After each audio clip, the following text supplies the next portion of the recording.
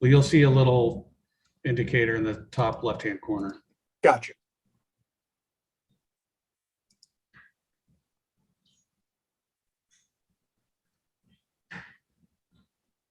Well, you'll see a little.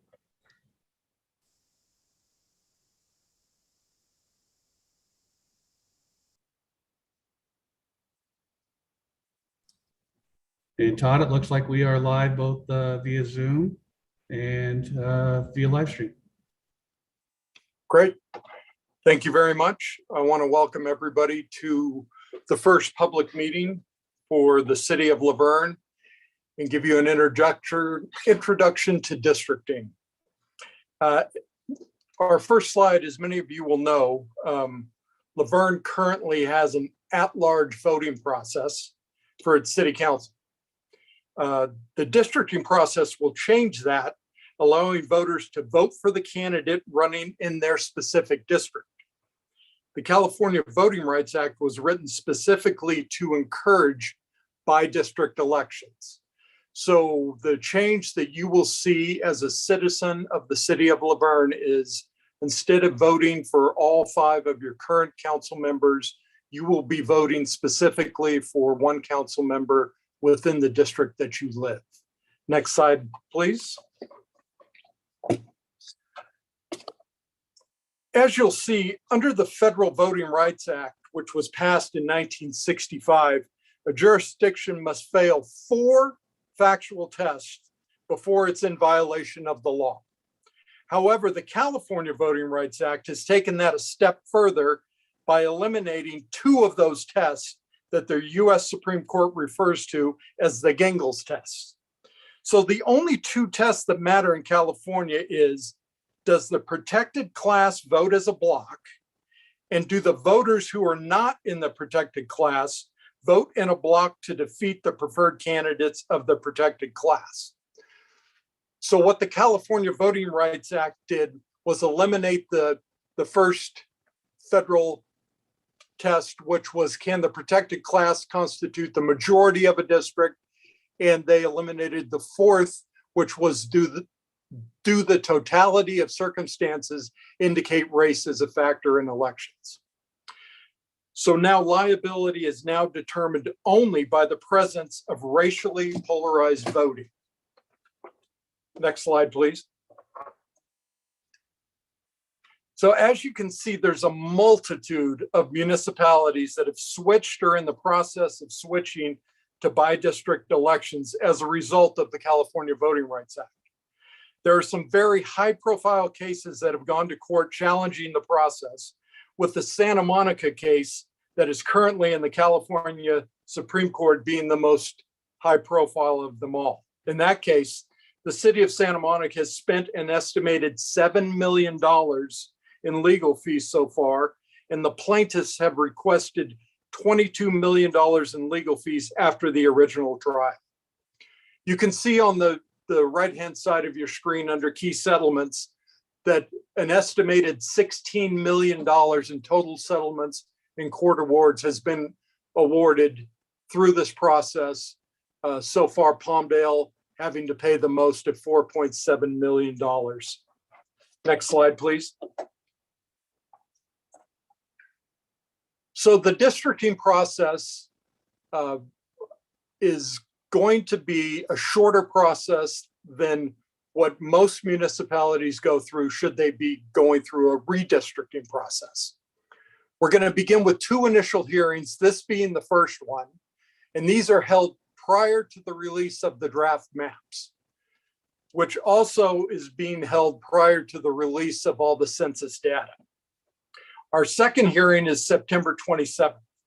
Between now and November, we are going to ask the public's input to help us develop maps of communities of interest. The major challenging with the districting process this year is the delay in the census data from the federal government. We did not receive any data until August 12th. We now have to wait on the state of California to review the data and produce what they call the prisoner adjusted numbers, which probably will not be released until mid-October.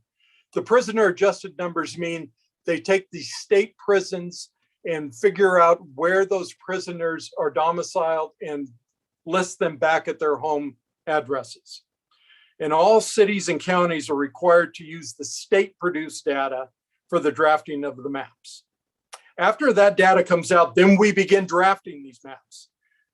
The public, the council, and everyone will have 2 hearings after the data is out to discuss and revise those draft maps. And our deadline for adoption is December 9th, 2021. Next slide, please. The districting rules and goals are mirrored the same as the redistricting rules and goals. And if you're new to this process, and those of you who've been in other cities or have gone through this process, you'll know that there are laws and criteria that we must follow. And some of the laws have changed slightly for this year's process. First off, we follow the federal guidelines, which mean each district must have equal population. We must follow the Federal Voting Rights Act, and there can be no racial gerrymandering. The new state law ranks in order the new criteria that we must follow. The districts must be geographically contiguous. We have to look for undivided neighborhoods and communities of interest. We have to make sure that the districts have easily identifiable boundaries, meaning we follow major roads or freeways or other features that are easily understandable. We have to achieve compactness, meaning we can't reach around to try to put together groups of people that will be bypassing a different community. In addition, the state law requires that we not look at partisanship or any political party registration or affiliation. And as you'll note in all our available data for this process, we do not show any party registration or affiliation. And in the third category we follow, or the other traditional districting principles, which means we want to minimize the shift of voters into a bunch of different districts. And with this in mind, we want to make sure that we don't shift everybody into the same election year. We will stagger those election years. Some districts will have elections coming up in 2022. The next ones will be 2024. We respect the voters' choices and continuity in office. So we will look to draw districts that do respect the choices that you have made so far. We also want to identify if there's any future population growth that the public and the council know about, so that we can strive to draw the correct district that would take into account any future growth. Next slide, please. While we don't have the final 2020 census data yet, we do have an estimate of what that data may look like. And we do have the final voting rights analysis, and it's current and will not change for the upcoming districting process. As you'll see in the voting rights age population, this reflects the population over the age of 18 that has US citizenship. In looking at the estimates, we're confident that these estimates will be very close to the final numbers that we receive in October. And you can see the estimate we have now is a total population count of 31,334. Next slide, please. Under your Voting Rights Act analysis, we have produced 2 slides that show that we must identify any concentration of a protected class. And in Verne, there are some concentration of Latinos and Asian Americans, as you will see in the following maps. We've also included in these maps another socioeconomic demographics such as income levels throughout the city. So as you can see in this first Latino citizen voting age population, there is a concentration of a Latino population in the south below the 210 freeway. You'll see in sort of the pinkish orange. Next slide. The Asian American citizen voting age population, you have a little concentration in the between 25 to 35% and some 35 to 60% in a couple of spots in your city. Next slide, please. And this is just the other socioeconomic demographic that we've included that shows the income level throughout the city. Next slide, please. So our first question is, what is your neighborhood? And this is where we need your help. We're looking at your neighborhoods and trying to figure out exactly what your communities are. We want the public and the council and the city to help us identify that. And examples of physical features that define a neighborhood are natural dividing lines, which could be highways, roads, rivers, canals, hills. We look at areas around parks or schools, and we look at any other neighborhood landmarks that might be unique to your neighborhood or your community. Next slide, please. Beyond those neighborhoods, we want to define the communities of interest. We ask you, the public and the council, to help us define what your neighborhoods and community interests are for two reasons. First, the law requires us to ask. And second, we also want to emphasize that as we draw the new districts, we want to know how we present the dividing of a neighborhood or community of interest. We also want to know if this community would benefit from being included within a single district for purposes of its effective and fair representation, or would that same community of interest benefit more by having multiple representatives?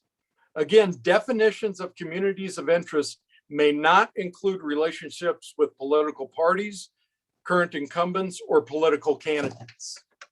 Next slide, please.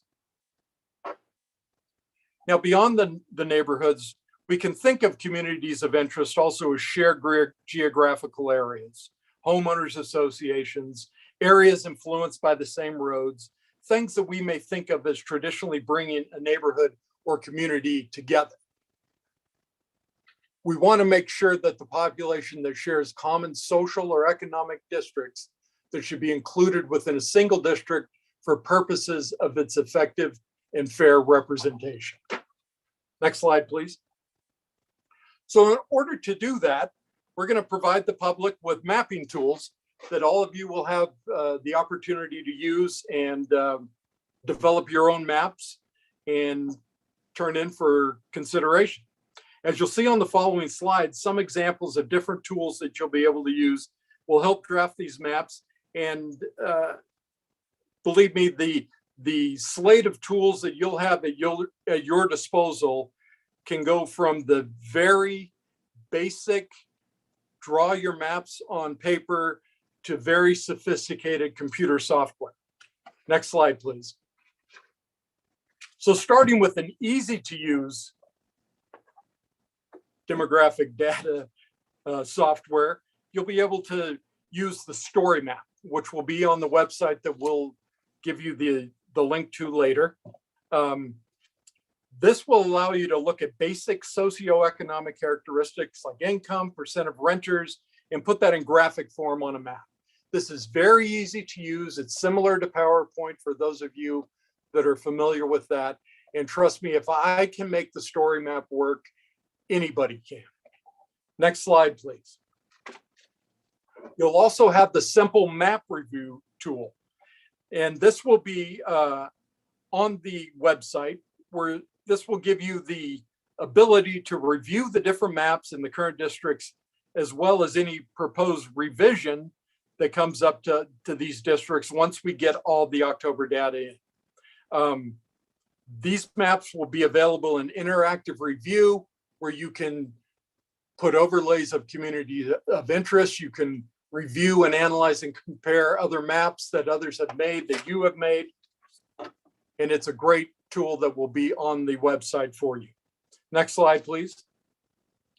The easiest map, maybe, especially if you are very artistic, would be the simple map drawing tool, or what we refer to as paper maps.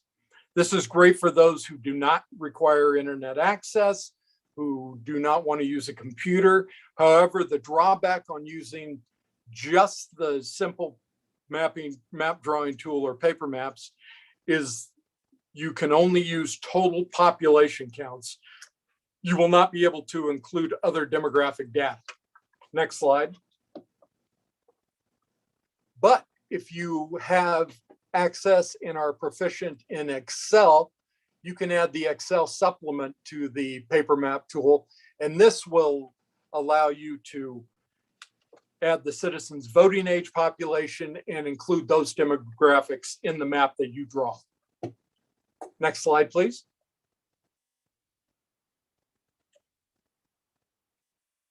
And finally, we have the District R, which allows you a more comprehensive ability to draw your communities of interest.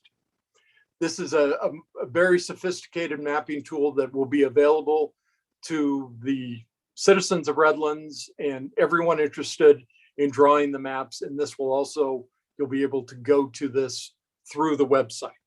All of these mapping tools are going to be available on the website and will be dedicated to this process. And they will be available as soon as we have the data released from the state of California. Next slide, please. So the first stage of this process is really just to get the conversation going on how this works in your city. We also need your input, as you saw, in defining your neighborhoods and your communities of interest. And also, we would like you to gather any questions that you have about the mapping tools so that we can answer them when we are in meetings regarding those mapping tools. Next slide, please. On the last slide, just gives the website for the public to get involved. You can submit any questions or comments directly on the website. They will come to us and we can get you answers as soon as possible and get everybody ready to get into the map drawing process. Hopefully, cross your fingers that it will be very early in October. And with that, I thank you for the opportunity to represent NDC. I thank the city of Laverne, the mayor and council members for choosing NDC to help with this process. And again, my name is Todd Tatum, and I'm here to answer any questions that you may have.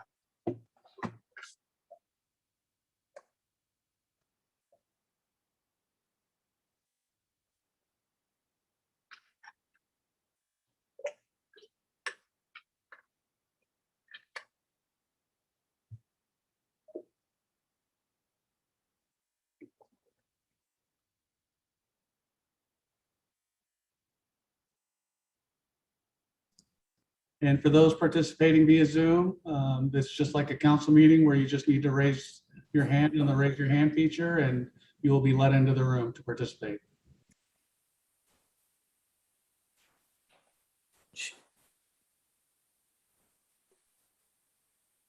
And it looks like we have somebody with a question. Okay, so I just wasn't sure. Can you go back to, I gotta count backwards.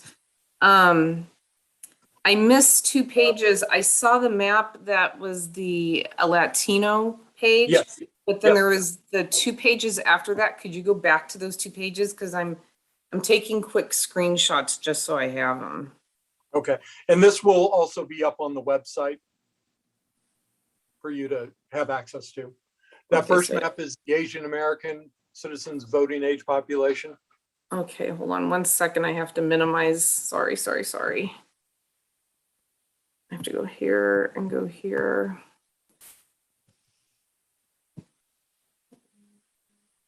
Okay, then the one after that was, That is the income levels throughout your city. that's the one I missed right here. Okay.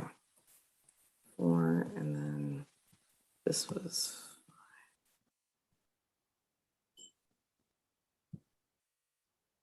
Okay, thank you for doing that. Sure. Any other questions, Cynthia? Nope. Okay.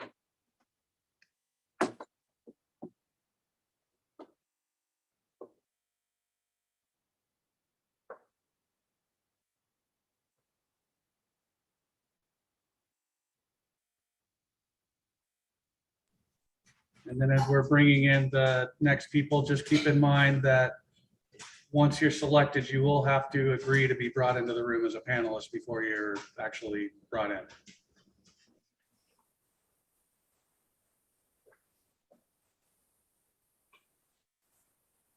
Okay, it looks like we have Donna Olson. Yes. Hi, Donna. Hi.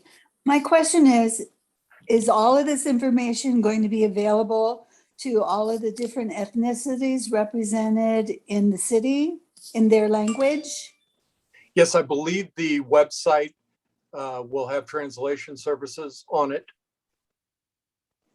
And the only thing that that is only in English, and I don't know if you caught that on the slide, but the I one, did. the District R, unfortunately, they only create the software in English. But all the other software can be translated into other languages. Also, in one of the first slides, you mentioned something about plaintiffs. Who are the plaintiffs? That I do not know. I don't know who the plaintiffs are that have pushed this process. That's something that you would, need to ask the city council or city attorney.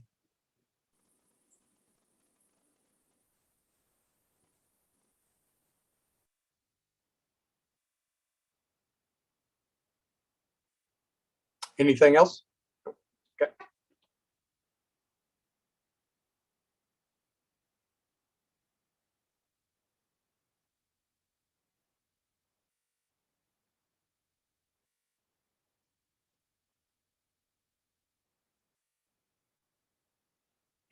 Next up, it looks like it's Jason Simison. All right, can you hear me? Yes, sir. All right, Todd, thank you very much. I apologize, I'm coming in a little bit late. I had a hard time logging in. And I think a little bit that was touched on in the last caller, but can you please clarify why we're going through this process in such a small town? Just with our population being so small, it seems like dividing it up even further with, I think, 3,500 people voted last time. What's the genesis? Is there some sort of plaintiff? Is there a lawsuit pending? Yes. Typically, and I don't know the specifics of your city, and that is something that you can ask, obviously, at your when we have the hearings at city council with the city attorney present. But all of the, we listed out through the California Voting Rights Act what the impact was, and there's at least 240 school districts, 34 community college districts, 154 cities, one county board of supervisor, and 35 other water and other special districts have gone through or are going through this process. And there are typically two attorneys that specialize in this within the state of California. And if they have a plaintiff who complains regarding the two items that I listed on the California Voting Rights Act, then they contact the city and recommend that the city go to by district elections, or they proceed with a lawsuit to force that. And it's my understanding that that is what has occurred in the city of Laverne, and that's why we're here tonight. And those two items, can you maybe repeat those just for Sure. people like me? Originally, it had, under the Federal Voting Rights Act, you had to fail 4 tests to be in violation of the law.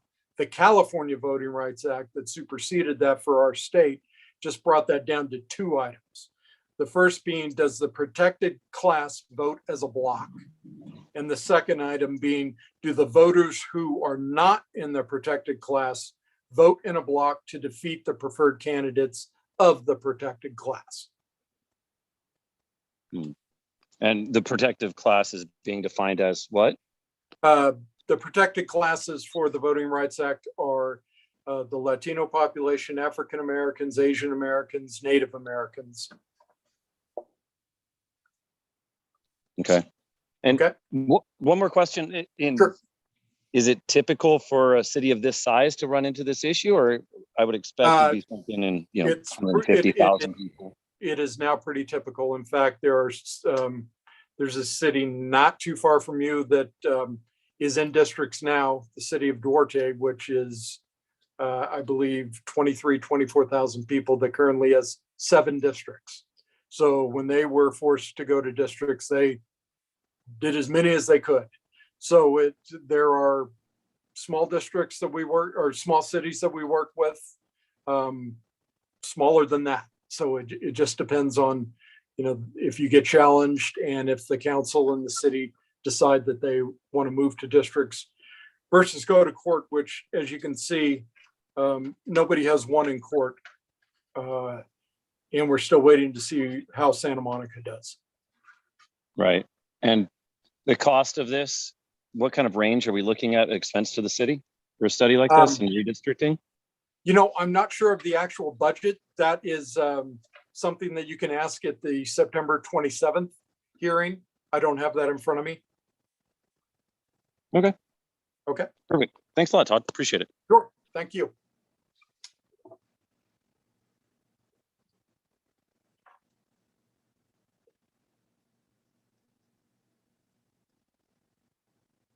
Looks like we have Lily Brainerd now. Hi, good afternoon. My name is Lily Brenner. Could you hear me? Yes, we can. Thank you. Okay, yeah, thank you. Yeah, thank you for the presentation. It's kind of interesting. So I turned on the computer to check on the map, Levin.org, to see how to play with the draw the map. Still not available yet, so coming soon, right? So. Correct. Yeah, so I just thinking, yeah, hopefully it's user friendly because I don't think everybody good at computer. I used to be a graphic designer. I think it's not difficult for me. I hope so. So I think so. All this happening, I'm just thinking it's already a done deal or necessary to do that because I find out kind of interesting because I live in Old Town Laverne. We are pretty much small city. I mean small population. Most my friends, they are living north of Laverne. So most Asian, very interesting to see the number, the pink part is Asian. It's separate to income. So because the house volume in the north of the Laverne is pretty much rich people because the big house. So we live in the old house in Old Town Laverne. I feel like happening in the future, if we separate to like 5 districts, it's going to be like a downtown, midtown, uptown Laverne, just like a New York. So I feel like a really device. And because most of my friends, they live there, our kids grow up together, go to the same preschool, same middle school, and then we exchange information for voting the mayor, city council, school board. So we exchange information. We have a city group, not too big, so we exchange information very quick. So that means in the future, we have to separate, vote for different council, even different mayor. Only few us really participate for voting. Actually, most people very busy, not really do research. So in the future, I feel like we separate, device to 5 small group. I couldn't imagine that. I just feel like a very device. So do we have to do that? Because today is a hearing. If it's already done deal, so we just comment in the future, it's just how to draw the map to separate which part. So I probably go to midtown or maybe I go to downtown. So left Laverne or right Laverne. So it doesn't really make sense for me. So I'm just thinking if it's not a done deal, is it possible to let more residents know what's happening? Do we agree with that? If we don't do that, will it cause a lawsuit to violate the voting law, and then our city will get in the lawsuit? Maybe that's consequence. So actually, our city is good at lawsuit. We happen like a fire department for years. It's so famous in California right now. So when it happened, it happened. So I'm just thinking, do we have to do that? So that's my concern. Okay. Thank you so much. Thank you for your job. Thank you. Thank you, Lynn.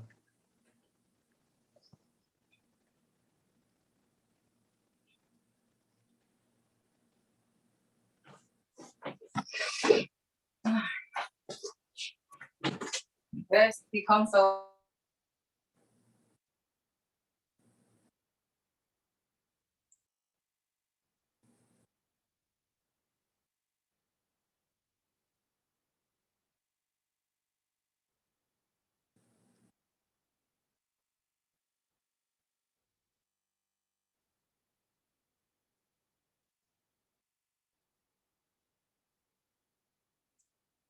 Looks like Jennifer Simison.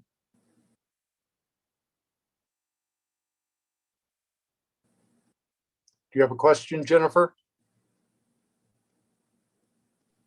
Can you hear me now? Yes. Okay, great. This same last name, different household. Okay. And and concerned about this redistricting concept that's coming through. And I wanted to know, is what I learned from this is we can choose one district. Is that correct? One district for the whole. The whole town could be one district. Is that would be a No, solution? no, ma'am, that's not correct. No. What was this? Or you said one district? No, you will be in one district, but you Okay. could have anywhere from 4 to the example I gave of Duarte, which has 7. So is there a way that we can vote, this is not a concept for our town? Just because there's a lawsuit of a couple people doesn't mean the rest of the community feels this way? How do we stop this? I don't believe that you can stop this. I believe that the city leaders have decided that they do not want to fight this in court. They've hired our firm, the National Demographics Corporation, to help do the whole process and take you through it and draw the maps. But as you saw, nobody has won a court challenge to date. And the expense that a city racks up in trying to fight this process can overwhelm any size city. But I do encourage you to come to the September 27th council meeting and, let the councilmen know your feelings, and also please get involved in the map drawing process to hopefully get as close to what you want as you can get. So my problem with this is that wherever you live in town, our friends are from one end of town to the other. So if they're running for a position or a council position, we can't vote for the people we enjoy being with, who think are intelligent, can help with the community, that part of our town. So you're saying you're taking my vote away, my voice in our community? You can look at it, your voice and your vote is not being taken away from your community. It's just being put into a smaller community within the community at large. I do believe it takes your voice, because our community in Laverne, I'm not sure you're from Laverne, but our community is very comfortable with everybody in town. I don't know where the complainer came for, because there's so many opportunities to get your voice heard besides just voting. So say you divide us up into multiple divisional communities. What if there's no candidate that runs into that decides to run in that community? Do we lose a council person? And no, I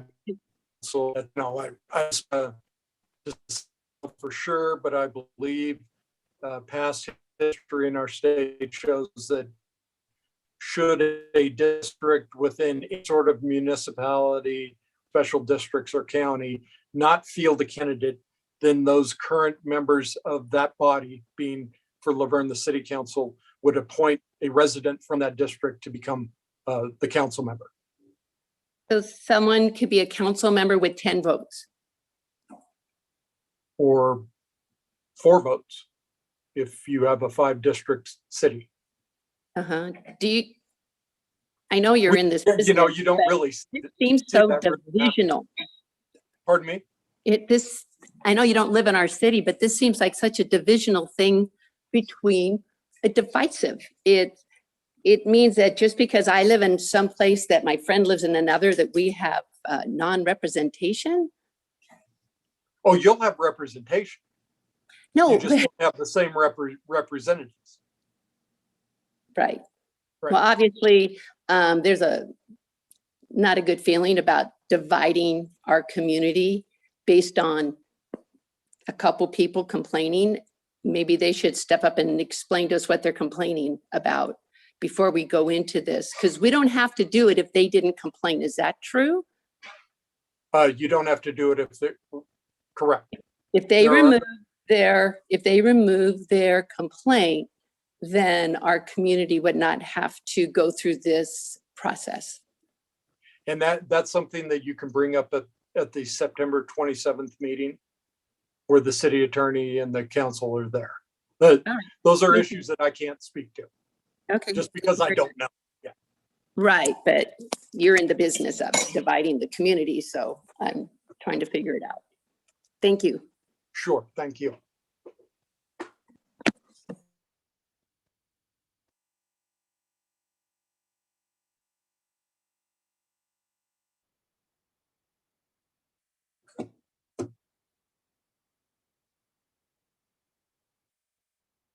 Looks like we have Stephen Johnson. Let me unmute my mic here. Okay. I guess a couple of things that concern me in regards to this. And can you hear me okay? Yes, very well, sir. The timing of this being so close to the election cycle, you're looking at the council to make a final decision on what those districts are going to be in December. And we have elections scheduled for June. Typically, though, candidates want more time to campaign and to get their campaign together. At this time schedule, you're not going to know what district you're in until barely 6 months before the election. Correct. Does it have to happen at this next election cycle? Yes, Or it does? yes. Okay. And that's what the legal challenge is forcing it to occur right now. That's why Okay. we're here. Okay. The second question I would have is the number of districts. And it sounds like that's flexible, at least as far as it has to be an odd number, of course. But That is a policy decision that the council will have to make. You know, it could be 4 districts with the mayor at large. It could be 5 districts with the rotating mayor, like a lot of cities do. It could be like the city of Duarte with 7 districts. Okay. Not that I would, that seems kind of the extreme, but yeah, that's entirely up to the city council. okay. Yeah. And we do not make a recommendation on the number of districts. They tell us how many districts, and then we draw those maps. Okay. And then the other comment that I'd like to make is that I think, at least in the past, this city has appreciated having an elected mayor at large from the city. And I would be remiss to see the council not go that direction and not have an elected mayor. I also believe that each of the council members should be able to appoint a planning commissioner to also represent their districts. And I'm not sure if that's a part of this process as well. Yeah, that will also be up to the city council, but I believe that it would be, each council member would get their appointees to commissions or committees that they currently have. Yeah, because right now, the only commission that there is a planning commission. Every other Okay. commission has been dissolved by the city because it's the only commission that they're required to have. But I think for sure, what I would like to see is an elected mayor, and I would also like to see each of the city council members be able to appoint their own planning commissioner to represent from their district, if there's any way to include that in the process. Okay. And Stephen, I would urge you to please come September 27th, either in person or virtual like this, and let the council members know what you think, and let's all get together on this as we draw up these maps. Very good. Thank you, sir.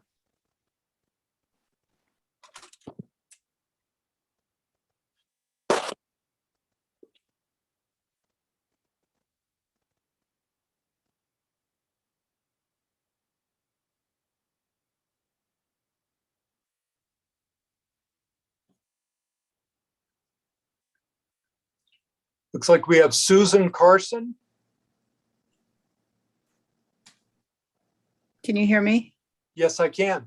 Okay, first of all, I really appreciate all the information you've given tonight. And the one thing I wanted to ask is, of course, I'm going to attend the 27th council meeting. How much resident input is normal as far as the districting and the representation for the districts that you've seen in the past when this has happened and with your history? Unfortunately, Susan, it's kind of, no pun intended, but it's kind of all over the map. Some even small cities will have a very energized group of citizens that will send in multiple maps. You don't need to just draw one map. You can draw multiple maps to put in. They attend every meeting. They make sure that their friends and neighbors know about it and attend meetings. And then other times there are, maybe even a bigger city where you think it would be a much bigger deal.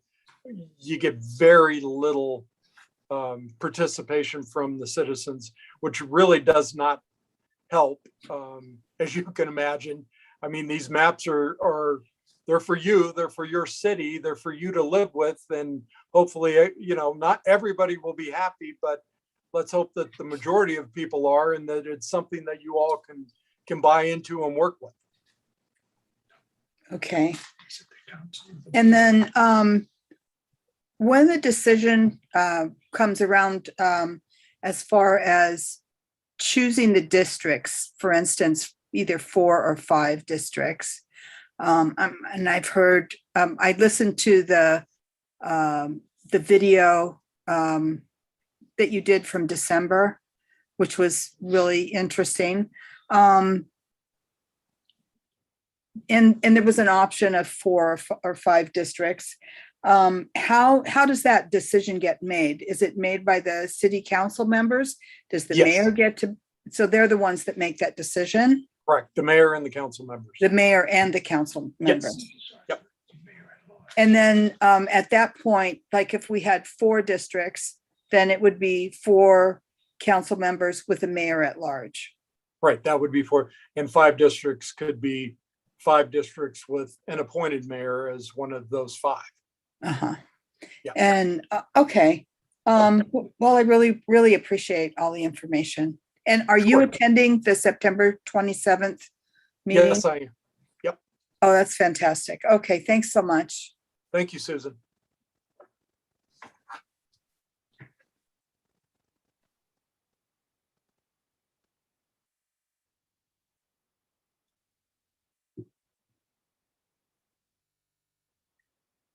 Next up, it looks like we have Marlene Carney. Okay, can you hear me? Yes. Hi, Okay. Marlene. All right. First of all, thank you for all the information. I just want to preface my questions with the fact that I've lived in Laverne for 18 years and I am Hispanic. I've not ever felt like I wasn't well represented. With that being said, in your research, the cities that have gone to district voting, has there been an increase in voter participation? Secondly, are the protected classes in those cities, has there been research to show that they are better represented than they were prior to the redistricting process? On both of those questions, unfortunately, I do not know the answer. I do believe, just from my history within the process, that there does seem to be a slight increase in voter participation. As far as the better representation of the protected classes, not, that even if a community of interest is undivided, if, let's say, whatever that protected class was completely within its own district, that, as you know, does not guarantee that the representative that they choose might be from that community of interest. So I can look up and bring with me September 27th. I'll try to get the answers to that so I can answer your question. But right now, I don't know if there has been any research done on that in our state, but I will find out. Okay, thank you. And then, you know, you mentioned Doherty, and I don't know if you're familiar with Bradbury. Bradbury is an even smaller city than Doherty, Yep. and they have districts. And I've always seen it as kind of a divisive measure, because especially in a city our size or even smaller. So that's just a comment. As far as I would prefer as a resident of Laverne, if you're going to do this 4 districts with an at-large mayor, I'd also would hope that they would expand the term of a mayor. I think right now the mayor has a 2-year term, and to me, it seems like we're just always having an election. So I will be there on September 27th. Great. Thank you, Marlene.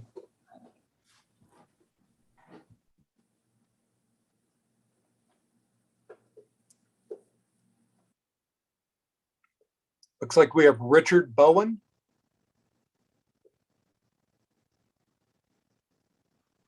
Yes, thank you. Can you hear me? Yes, I can. Okay, Todd, I'm just a little unclear on one thing. I have 2 Okay. questions. When the 2 council people brought this up, there was no outside attorneys as far as anyone's concerned. I believe they brought this up as in anticipation of that potential. But a few times you have mentioned a lawsuit or an attorney involved with the city. So I'm unclear.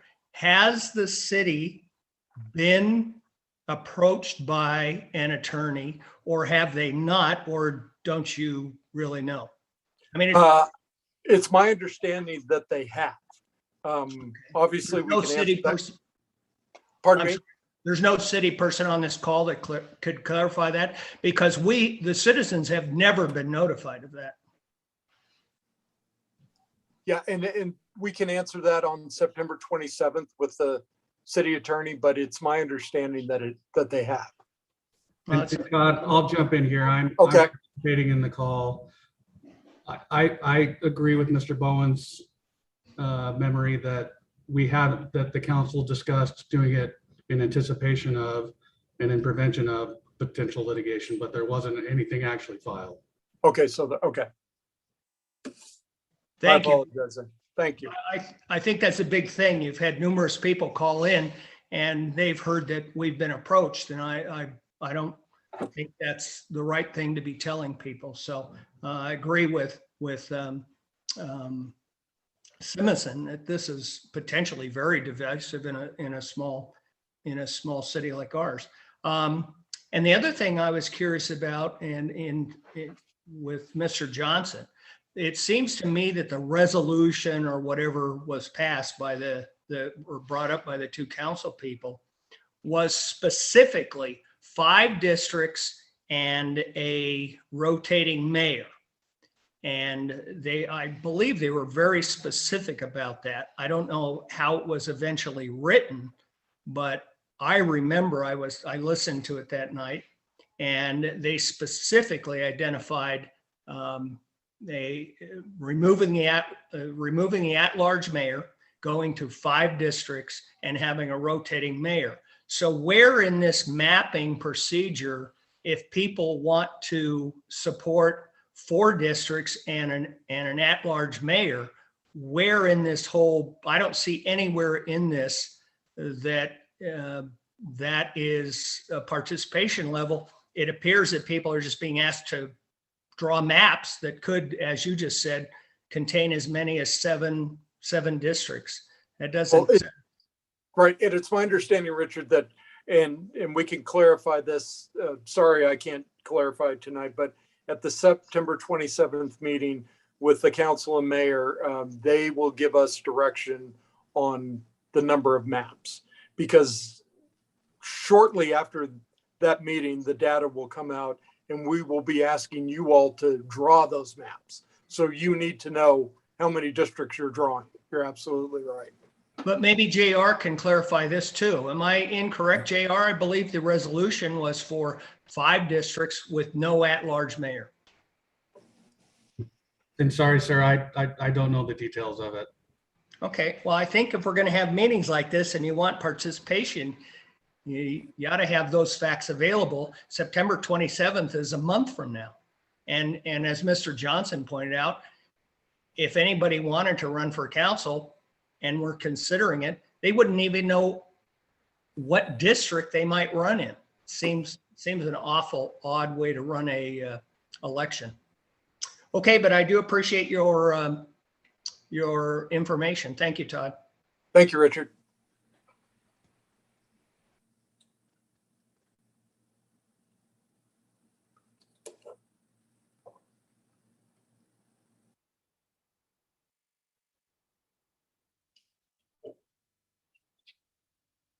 Looks like we have Joe Gabaldon. Yes. Can you hear me okay? Yes, sir. Oh, thank you. You know, as I see this, I think for those that are listening tonight that may not have participated in the city council meetings of late, this is old news, and it's old news because the city council had enthusiastically, as a body, agreed to proceed down this path starting in December, in all 5 members, mind you, all having very positive remarks relative to the value that this would bring to the city. And I myself might be considered one of those noisy people or busy people in the city. And I probably will submit a map or two. But I feel, Mr. Tatum, that the way that this has been presented this evening is not fair to the community as a whole relative to what is going to happen to the city. You started the presentation citing litigation likelihood, the result being that we would lose if we went to fight. Well, the city of Santa Monica is leading the way. They're taking up the fight for everybody. So the entire state's outcome as it relates to this districting could change if they do win their suit right now. And I think it's fair to tell everybody that, because I mentioned that in the city council meeting that I attended, where all 5 council members heard that and said, oh, we'll have to think about it, but still proceeded to approve this pathway. And I think what started out as a good idea with the California Voting Rights Act of 2001 that you cited, that was nothing more than a sheep, in sheep's clothing, wolf in sheep's clothing, where right now, this city, Laverne, is special. And it's special because of the people that live in the city and who have fought for what they have in the city and for the quality of life in the city. And everybody listening tonight should be very concerned that moving to district voting does more to hurt the city as a whole than it does to help it. And I think some of the facts that have been cited tonight as to why this is proceeding, they are very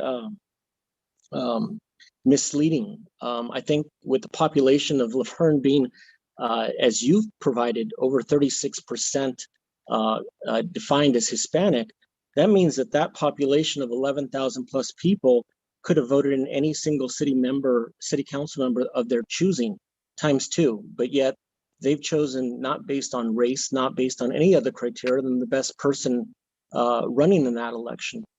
And I feel like what we're doing here is we're allowing ourselves at leading the way as our city council in this without in fact being sued by anybody or anybody complaining, where this is an agenda that we all need to be paying attention to, because whether or not you live in Northern Laverne, Southern Laverne, Eastern Laverne, Western Laverne, Center of Laverne, we're all going to be impacted by what a single district will do to the city if 3 gang up on 2. So for the folks of Northern Laverne, protecting their homes and their quality of life around that golf course, you should be paying attention that if 3 gang up 2, they can change the way the zoning is in the city, much like they did in my community, my neighborhood, to our detriment, because it was quote unquote what's best for Laverne. So I think that everybody in the city should participate. They should show up at this next meeting. They should let everybody know in the council what is going on. And just a comment, Mr. Tatum, or a question, how long have you been doing this? Roughly a year. roughly a year. Are you a member of the Central Committee for the Democratic Party? I am not now. I was in the past. Okay, thank you very much. Everybody have a good evening.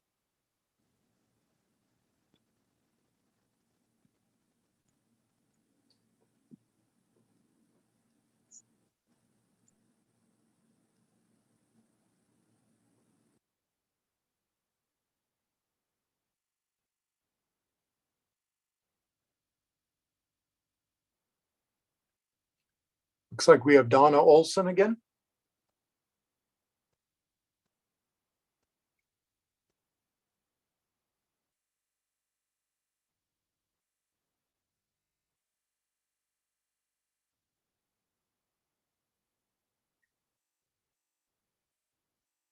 Still on mute, Donna.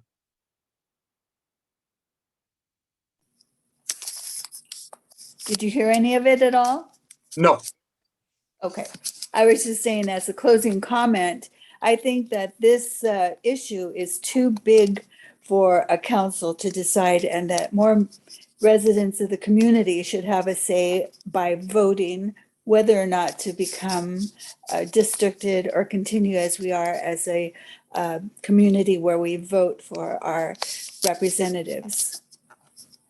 Okay. I hope you'll come on the 27th and let the council know that. I will. Great. Thank you.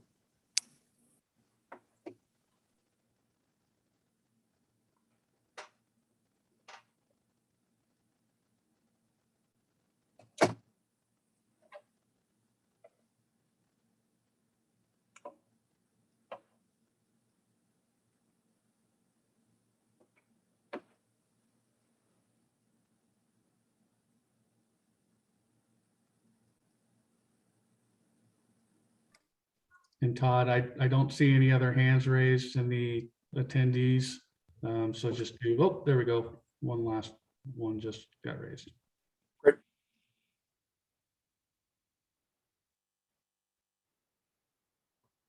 Marlene Carney. Yeah, just one last comment, and I think it was mentioned a little bit by the previous speaker, but I think this is a big deal. This is going to have a long-term impact on the city of Laverne and the decisions that are made.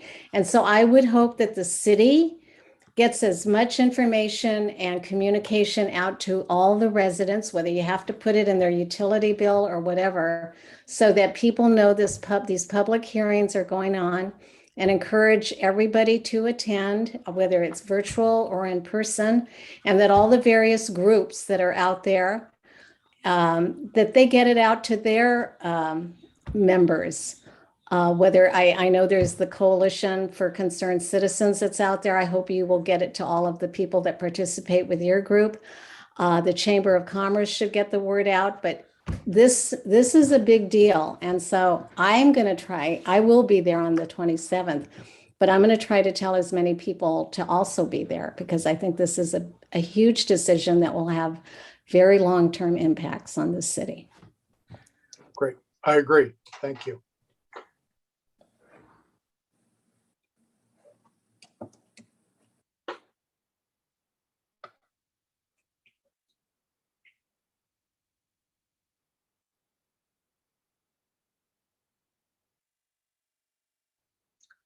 Looks like we have Yvonne Gallegos. Hello, how are you tonight? Good. How are you? I'm doing well, thank you. I do feel like I need to come in and talk a little bit about the city of Doherty. I recently moved from Duarte a little bit less than a year ago. It is true, the city of Doherty is about 10,000 less as far as population goes than Laverne. We did go to 7 districts. The reason why we went to 7 districts was because we wanted to make sure that there was fair representation.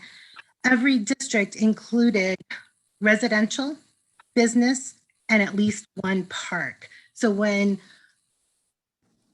drawing the districts within the city of Doherty, in order to be as fair as possible, we wanted to make sure that those districts all had fair representation with business, resident, and then, with our community of parks.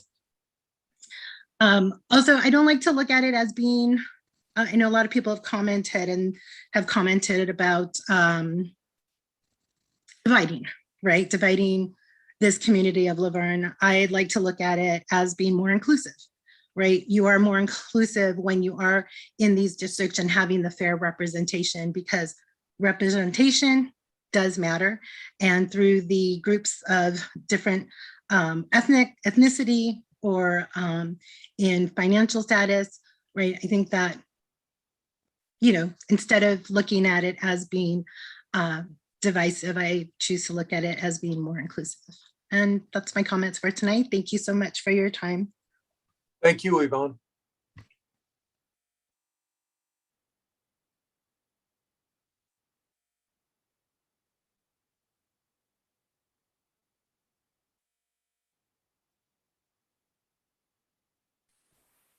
Hi there, Todd. Hi, Sid. Hi there again. Thanks for answering my first question with getting those two graphics again. I wanted to actually provide a rebuttal. I actually grew up in Duarte. My family still lives in Duarte, and I've lived here though for 28 years, actually 29 years this year. And I can tell you wholeheartedly, as somebody who is definitely over 50 years old. So I've lived in Duarte a very, very long time, and I've been involved in that city, went to the public schools there and the whole 9 yards. That the city of Duarte and the city of Laverne are very, very different. The demographics, when it comes down to social economic aspects, are very, very different. This city has different retail. This city has completely different schools. This city has the college in it. Even down to the number of churches we have is different. And I would really hesitate and do not recommend trying to compare the two. And then lastly, I have to agree, and quite a few people who spoke earlier about the fact that the whole reasoning behind this, and this is bigger picture. This is really more of a game here in town going on. We shouldn't be spending this money on this right now.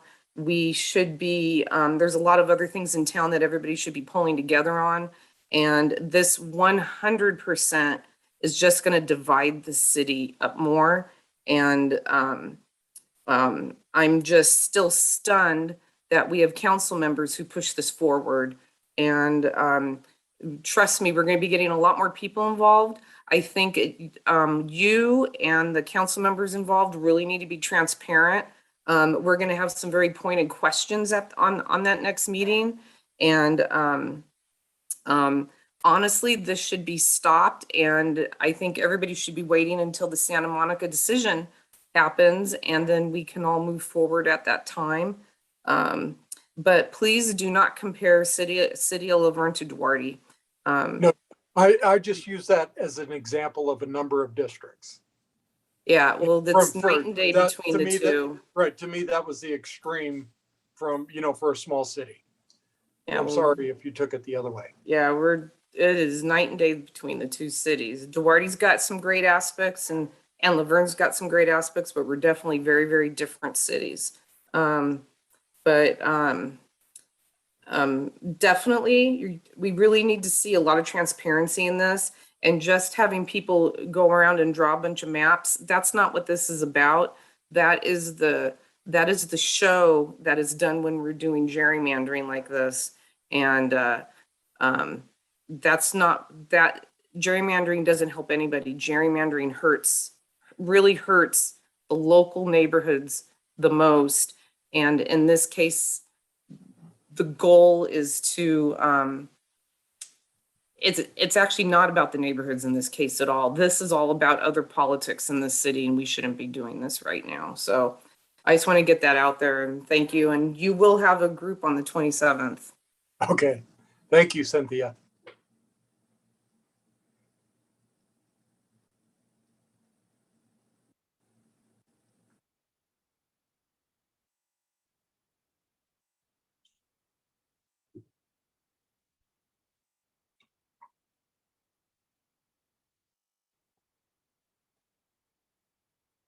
Looks like we have Joe again.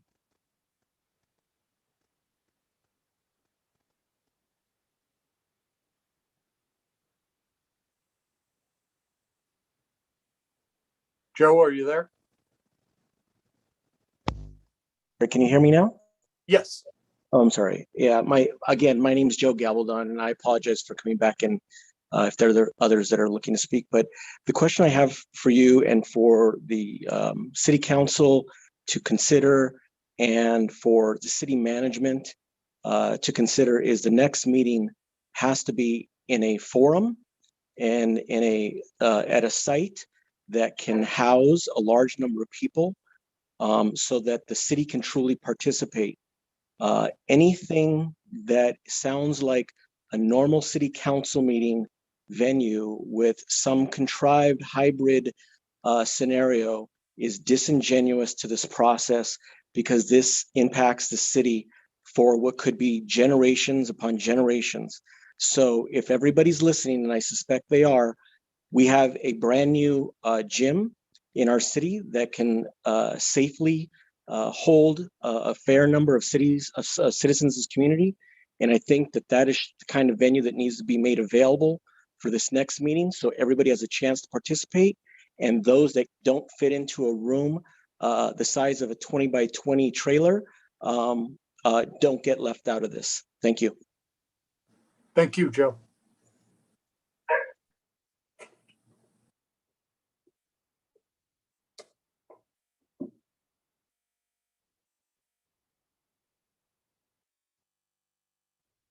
Looks like we have Susan Carson. Hi, I have a quick question. We do have a council meeting on September 7th scheduled that I know you're not part of. And then we have a meeting coming September 27th that you will be part of. Correct. Are you aware if there's been any way to let any citizens of our city know about the meeting that you're going to be attending? I'm assuming it will be noticed as a public hearing, like all public hearings traditionally are. You're assuming? Well, yeah, I mean, I know it will be, yes. because it In what way? Just on the city website? I'm not sure how the city notices their public hearings. I I don't was know if just you- lucky to find out about this tonight, Okay, only because I, got an email from some friends. And there's a lot of other people that wouldn't have gotten an email about this tonight. I'm going to have to tell my neighbors about this, and I'm going to have to tell them probably about the 27th. And I'm a little upset that people didn't hear about the one tonight. And Okay. I don't think it should be left up to the residents of Laverne to educate all the residents of Laverne.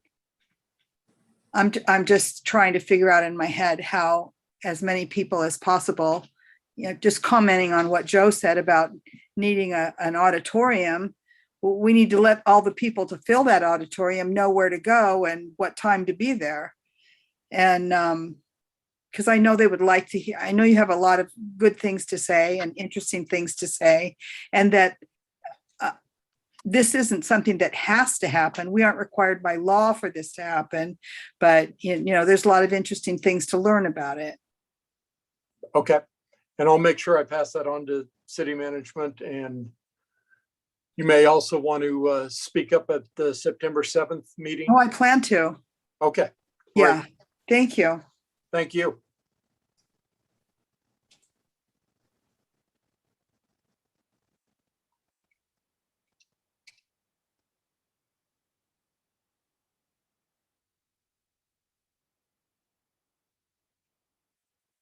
Jennifer Simison.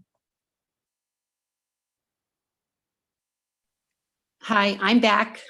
Hi, Jennifer. Hi, I guess you have a bunch of passionate people tonight. Yes. Yeah, and thank you for taking our questions and answering them the best you can. Of course. My opinion is if there is somebody feeling that they're not getting their voice heard in the city of Laverne, that maybe we can find out who they are and help them get involved, because voting for people and putting them on the council is not as much. There's so much to be involved in town. And if they're not being heard, it's a good time to come talk about it and just with their community. And we'd be more than happy to meet with them and find things that make them feel they're part of the community, because this town is amazing. We've been here 42 years.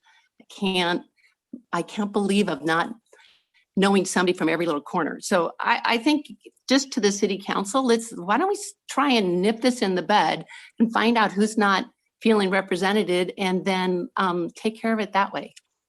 Thanks for listening. Thank you, Jennifer.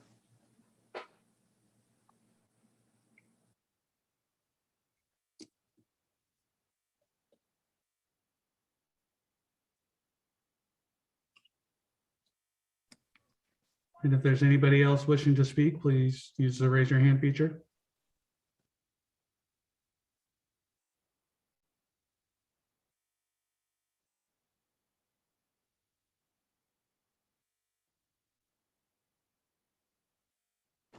Hi, this is Lily. Thank you to let me speak again. Just when my concern is this hearing is such important issue, but I went to online, only 7 people watched the live stream. I don't know how much people participate this Zoom meeting, because only maybe 20, 30 people. So our city, 30 people, 30,000 residents, at least like, 10,000 people voting. So I just definitely think lack of transparency. So just please send more email, whatever, let people know next hearing, because we found out on the website and Facebook, not much people on Facebook. So I just hope our city could really have the promise that like we have the best city, a small town, and they have transparency. Everybody could have their voice heard. So this hearing, I think, is such an important hearing.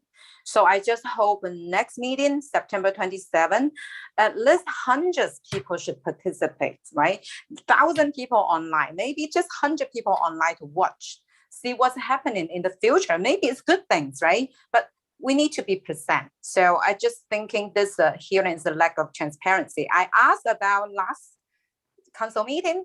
Sounds like something there, but not really get any specific information until we saw the information on Facebook. So that's what I'm thinking. Thank you. Okay, thank you, Lily.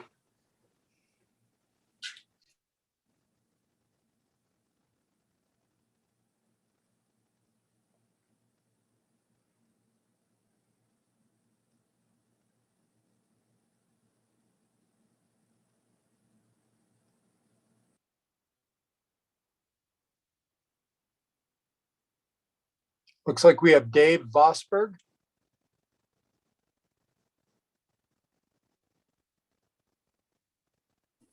Can you hear me? Yes, yes, sir. Yeah, I think it's a good idea what she just said, and many of the people have said. Everybody gets a utility bill. I mean, if they have water and power, every person in the city of Laverne gets a utility bill. The only way I knew about this webinar tonight is Tim Hepburn put out a message on Facebook, just like the previous lady stated. If it wouldn't have been for that, I wouldn't have known. I mean, there's 35,000 people. I would imagine every single one of them get a utility bill, and that would probably be the best route to go. What are your thoughts on that? Or can you make that happen? I can share that with the city management and city council. Okay, I appreciate that. Thank you. Sure. Thank you, Dave. Mhm.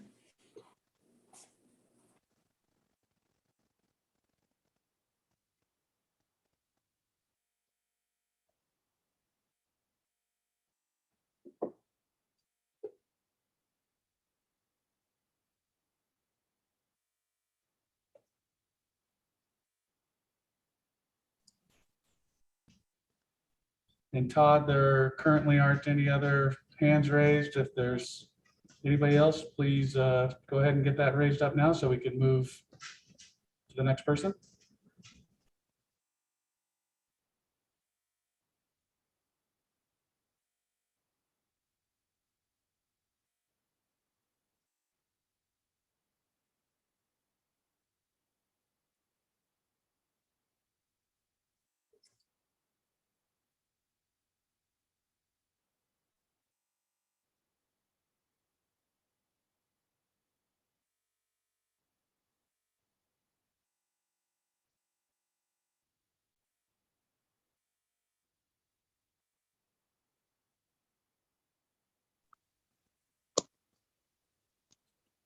Jason Simpson.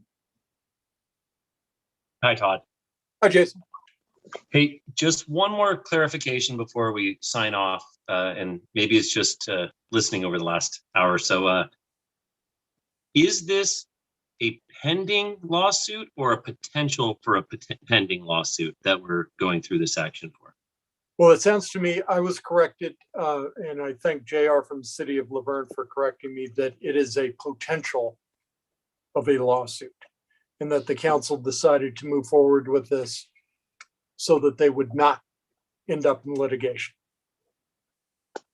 So up to this point, there's been absolutely no lawsuit filed by one of the two lawyers that you said are typically filing these in California.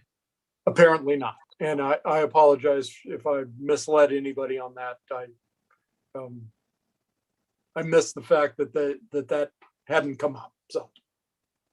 Okay. All right, perfect. That's the clarification I needed. It seems like a pretty big decision based on a potential. So look forward to seeing you on the 27th. Thank you so much for presenting tonight. And I thank everybody in the community for standing up and voicing their opinions. It's a pretty important part about our town. And thank you. Great. Thank you, Jason.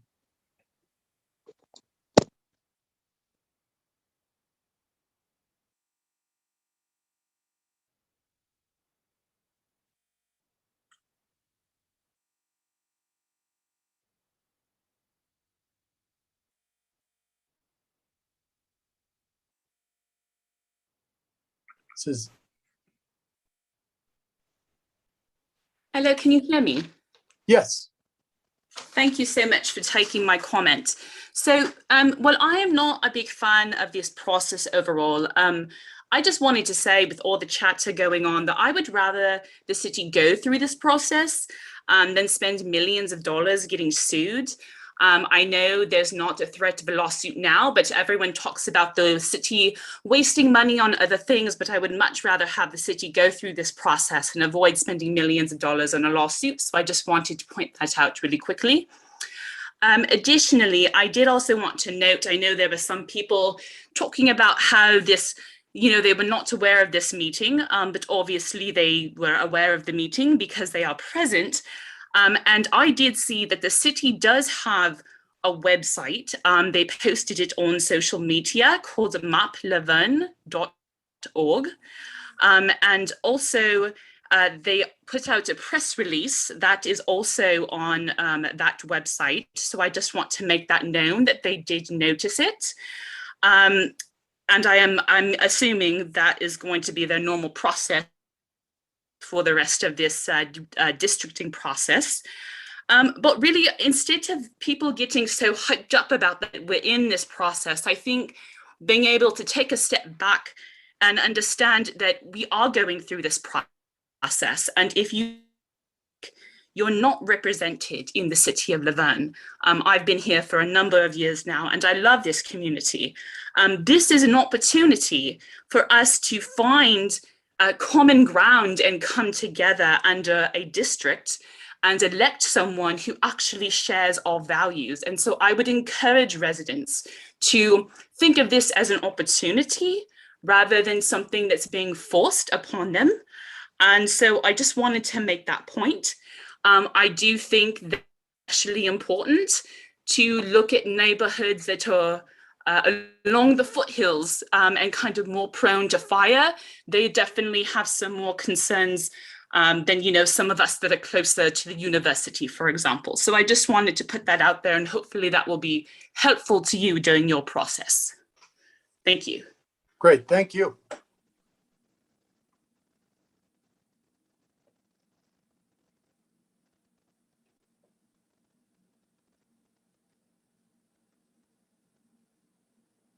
Looks like we have Brittany Allison. Hi, yes, thank you so much for the information tonight. I look forward to continuing to learn and be involved. I heard a previous caller request if you had any research on increased voter engagement and representation, and I hope that we will be able to see some of that.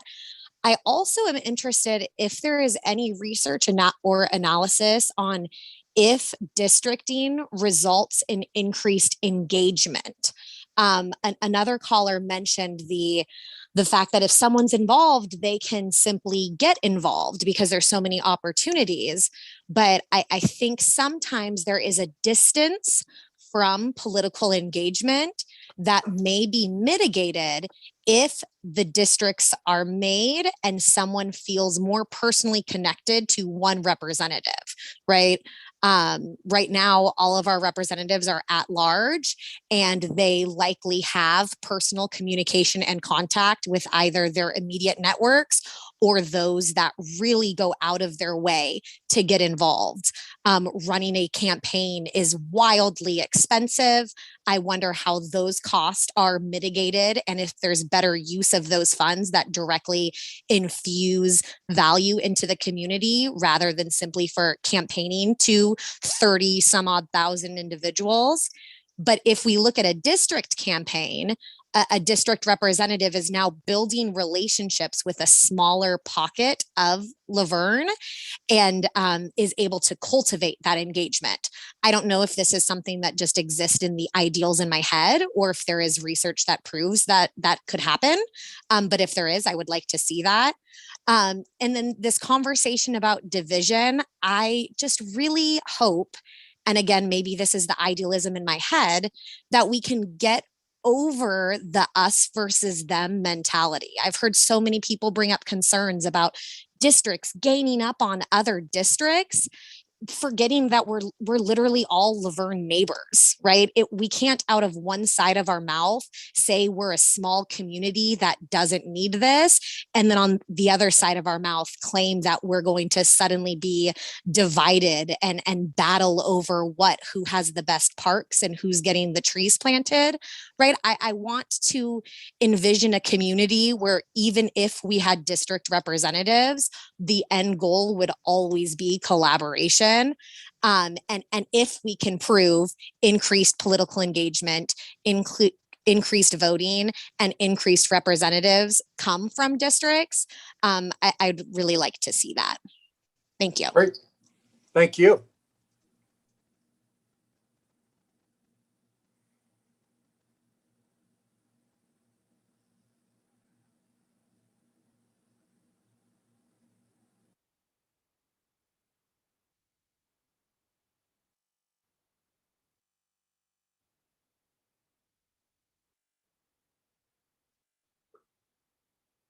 Alan Wadham.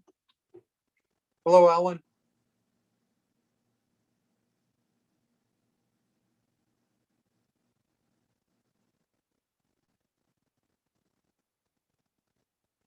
Are you there, Alan?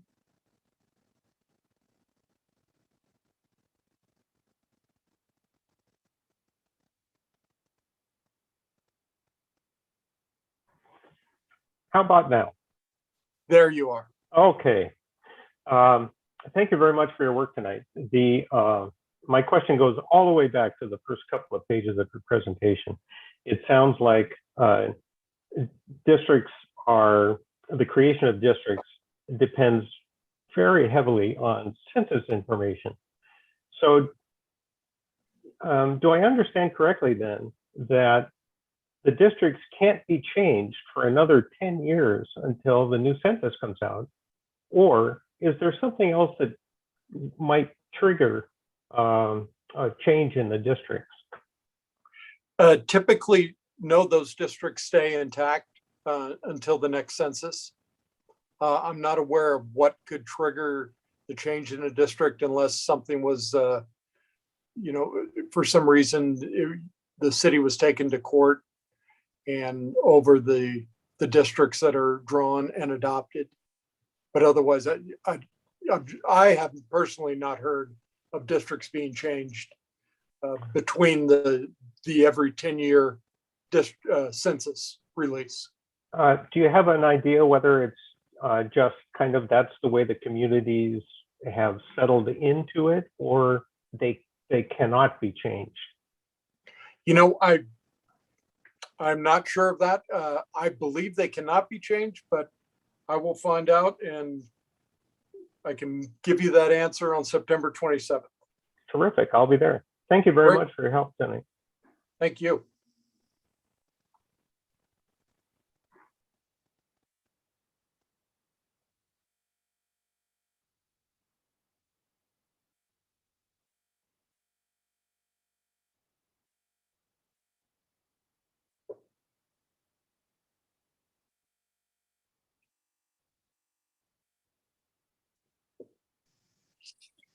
Hello, Hi. Brittany. Hi. I realized I had one last question. Okay. There is this conversation about this. Is it a pending lawsuit? Is it a possible lawsuit? And what are the associated costs with that? For those who don't like heading down this direction and would rather wait and see if a lawsuit comes, what costs are absolutely going to be incurred if we take that route? Is there any sort of estimate of what that would be like if we don't seek to fight the lawsuit, right? If we concede and go to districts, is there no cost at that point, or is there inherently going to be a cost incurred if we risk a lawsuit coming? My understanding is that there would be a very minimal cost if you were approached by a plaintiff to force you to go to districts and you decided to go to districts at that point. Otherwise, in looking at the list of cities, for instance, Palmdale and Modesto, who have made the biggest settlements to date, they each spent on their defense roughly 1.8 million, plus the attorney fees that were awarded in the case. That's what got their settlements up to 4.7 million and 3 million. And also, I'd like to point out that it was brought up earlier, maybe waiting until the city of Santa Monica decision from the California Supreme Court. And unfortunately, nobody expects that decision until after the districting process. But again, I'm sure we will discuss that September 27th with the mayor and the council. Okay, thank you. Sure.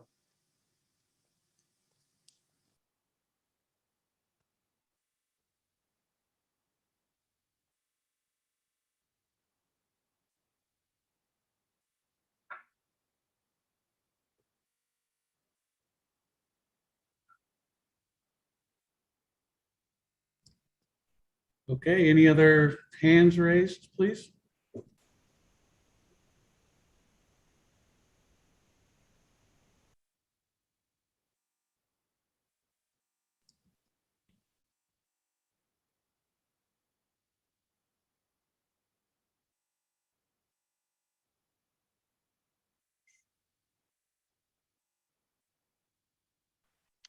One last question. I'm not sure if I heard you right in regards to if the city does not go with the districting right now, but is later served with a lawsuit.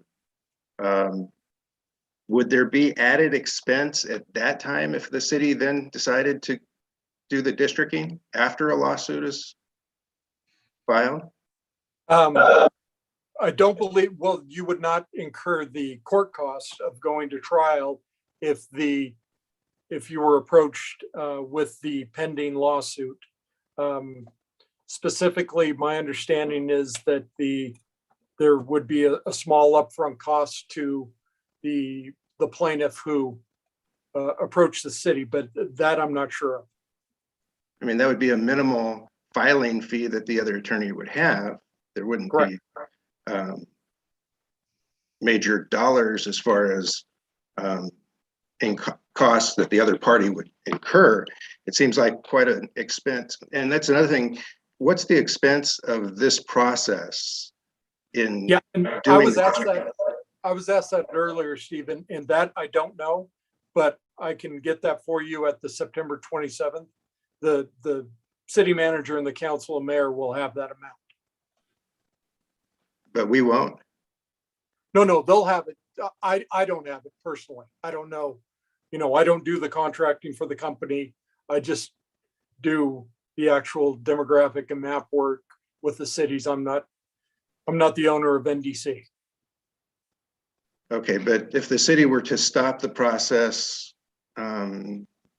waiting for litigation, there would be some expense that NDC would have that the city would be liable for. Correct. I assume, yes, we've been contracted and we've started work, so. And would we have any idea at the September meeting how much that would be? So Yeah, the I'm sure council could make an educated decision? Yes, I'm sure the city manager and the administration of the city would know what that amount is.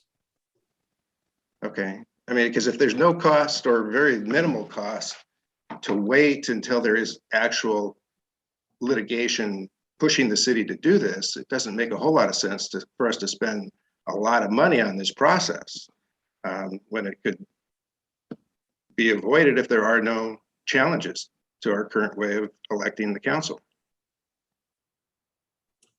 Okay.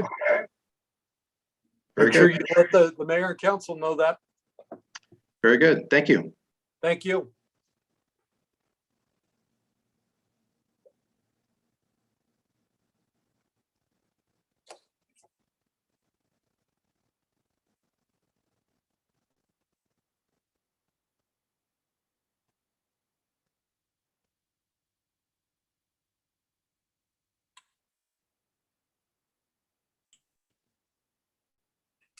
Susan Carson?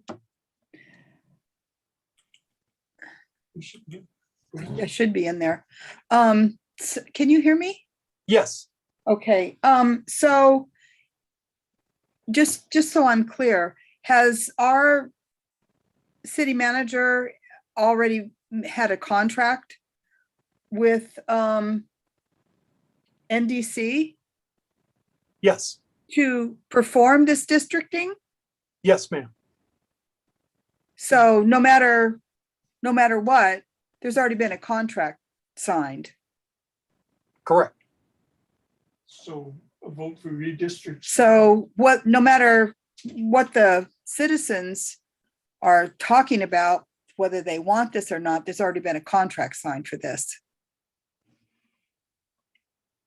Correct. And I guess that's what we're going to discuss September 27th. Okay. Great. Thanks.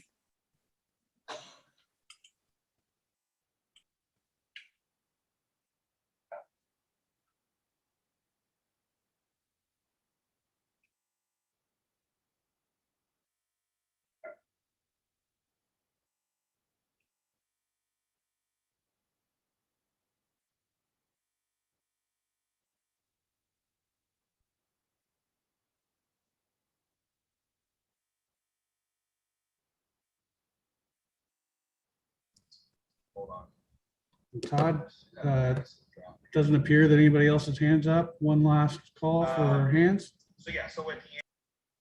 Okay.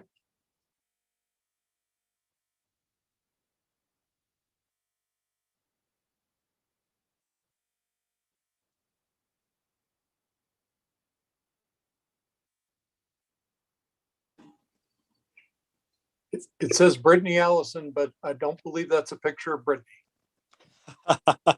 Todd, if we were in person, I would thank you for your time. So just wanted to thank you for your time. Oh, thank you, sir.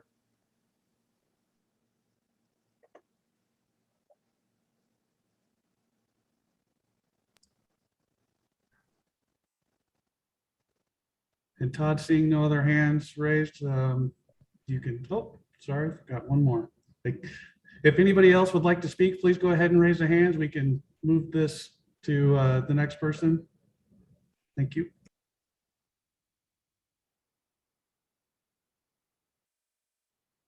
Looks like we have Joe again. Yeah, Todd, I just have one question.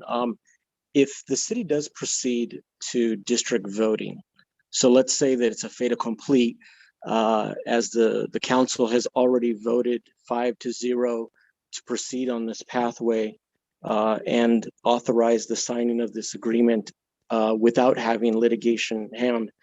Come next June, I believe, when the election, our election is scheduled for, would that be a complete reset on the current council, or who chooses what's up for election and what's not?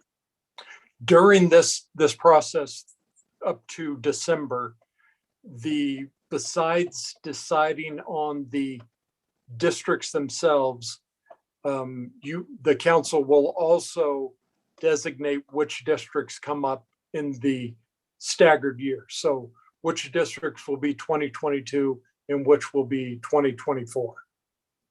So you're correct in thinking that they all will not hit next year. No. But could they vote to do a complete reset in fairness to the entire community that would now have a closer representative to them in this overall direction? That I do not know the answer to, but I will sure have it for you on the 27th. Okay, so right now, the currently in the next election, the mayor is up for re-election, as is Muir Davis and Carter. So at minimum, those 3 seats would be up for district elections, assuming that the council's decision in their 5-0 vote that there would be a rotating mayor was not challenged by the community at large. Those 3 seats would be at minimum part of this redistricting effort in phase 1. I believe so. Thank you very much. Have a good evening. You too. Thank you.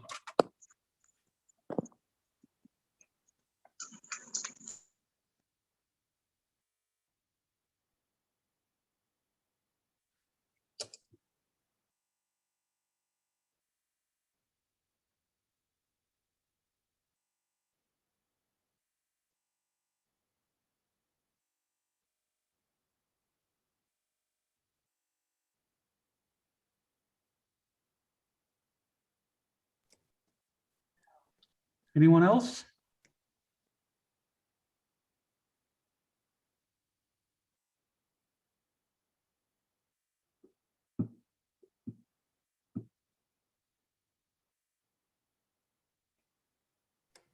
Todd, it looks like you could do any closing remarks that you have and wrap it up. Okay, great.